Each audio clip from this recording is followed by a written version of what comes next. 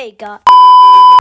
Alright guys, so in today's video we're gonna be talking about the new Five Nights at Freddy's 2 movie. And I just gotta say, watching this in theaters was a crazy experience.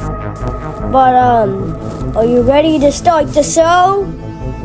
And 5, 4, 3, 2, 1.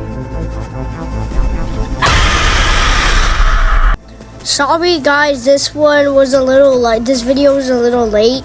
It's just like these videos are hard to make and it takes a little bit of time. But yeah, that's all I want to say. So now let's get into it. So the first thing I want to talk about is the amount of references in this movie is crazy actually.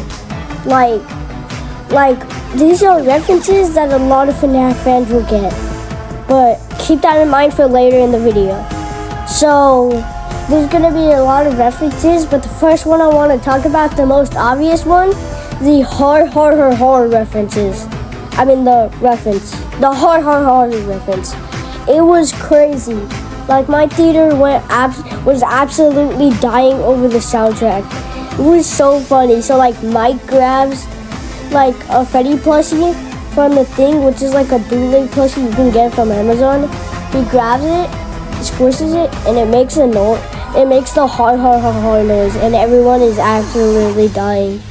So I can't believe they included that in the movie. Alright guys, and time for the next reference, which I think you guys are gonna love. And you probably seen people talk about already, or probably saw it yourself in theaters. It's the Shadow Bonnie reference.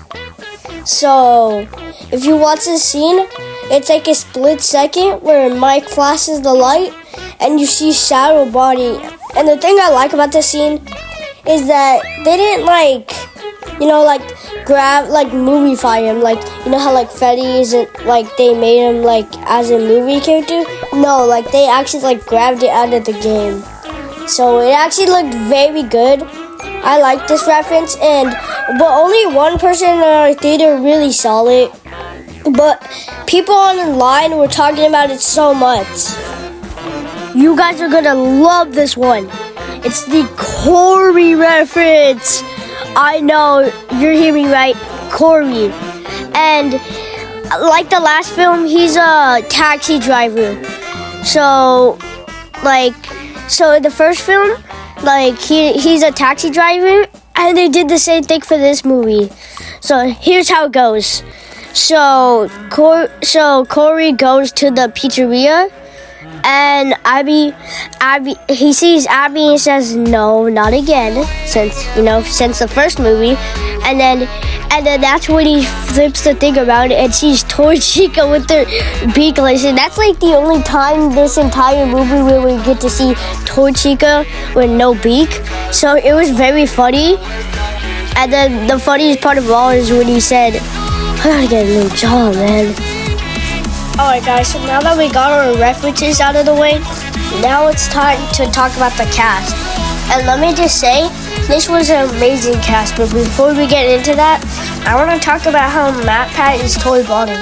The thing is, if you watch him on screen, he did not sound like Toy Bonnie at all, dude.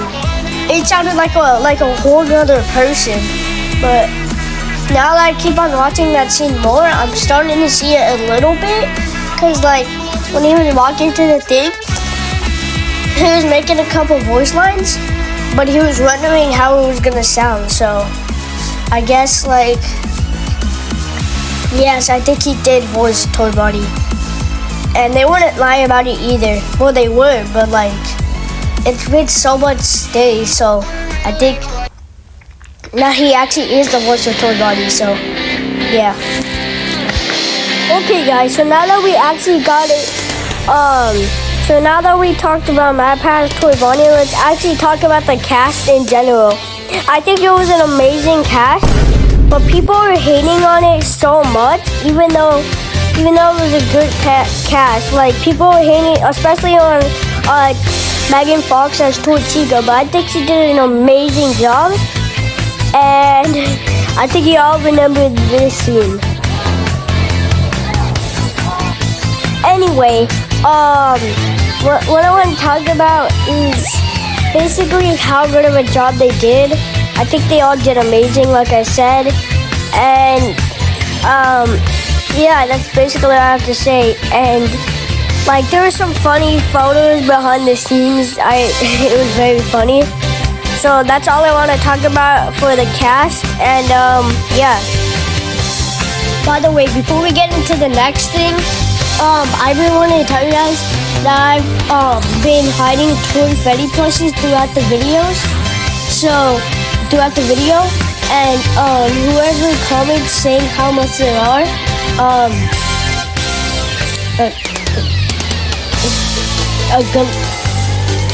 I'm glad you find it. The next thing I want to talk about is the hate for this movie. Well, the hate for this movie kind of ended now, but the critics are not happy, and all the FNAF fans are mad because like the critics rated it wrong. And like, I agree, like the fans love this movie, but look what the critics gave it. I know it's crazy, and like a lot of FNAF fans are like mad about this.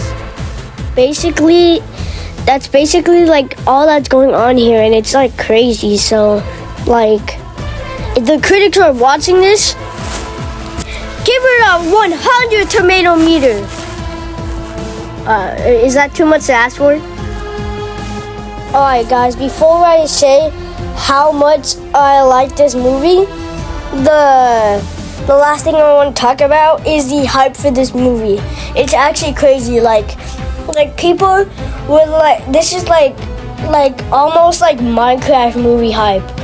Like, people would bring like a bunch of plushies and like all the merch to the movie. Like, my dude was crazy, and it was crazy. Like, everyone is hyped online. Everyone was hyped in my movie theater. So it was awesome. So yeah, overall the hype was amazing. The thing I want to talk about is the credit scenes. So the first one is a Springtrap credit scene, which is gonna lead into the third movie. We already know that we're gonna have one for the third movie because like they announced it while they were making the second one. Okay, so for the final credit scene, it's Henry warns Mike about Charlotte, that she's still like, dangerous, and like she's still a threat. So that's all it was. So these two credit scenes are awesome, and go watch the movie at home. Alright guys, so for the final thing I want to talk about my overall rating for this movie, and I gotta think about this one for a second. It's between a 9 out of 10 and a 10 out of 10. Alright, I'm gonna give it a 9 out of 10 because it didn't have Toy Bonnie's theory moment. Brother, this guy stinks! Guys, that's the end of today's video. Make sure to like and subscribe. Bye!